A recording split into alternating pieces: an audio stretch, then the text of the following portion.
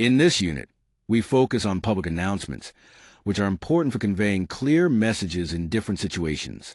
Here, we practice by finding the correct words to complete sentences that you might hear in announcements. For example, paying an extra amount for baggage, switching off personal gadgets before takeoff, and keeping your seat upright as the plane prepares to land. We also see announcements for special occasions, like a school closing for Dash Shine or a prize ceremony where the chief guest confers awards. These examples show how announcements help keep everyone informed and prepared. Let's start by clarifying some true or false statements.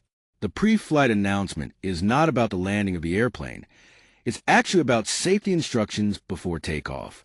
Baggage must be stored properly, either under the seat or in the overhead compartments, which is true. Then, Parents' Day is not on March 21st, and it won't feature dance performances by professional artists. Also, the photo session is not at the beginning of the program. Moving on to the questions. The first announcement focuses on safety instructions before the flight takes off. The second announcement is about the upcoming Parents' Day celebration at a school. Lastly, Flight RA402 is traveling from Kathmandu to New Delhi, outlining its travel route clearly. Let's start with the importance of keeping seats in the upright position during takeoff.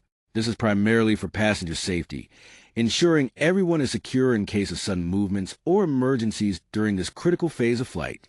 Moving on to the Parents' Day event, the chief guest will be the mayor of Bardagat Municipality, which highlights the significance of the occasion. The program is set for March 22nd at 11 a.m. and will take place in the Assembly Hall, providing a formal setting for the celebration. Lastly, in the grammar section, we look at converting direct questions into reported speech. For example, can Sharmila read a book? Changes to the teacher asked if Sharmila could read a book. This exercise helps us understand how to report questions accurately, maintaining the original meaning while adjusting the structure appropriately. Here, we focus on how to transform direct questions into reported speech. Notice how the tense shifts back in time. For example, does she spend becomes if she spent. We also change question words like does or did into if or whether.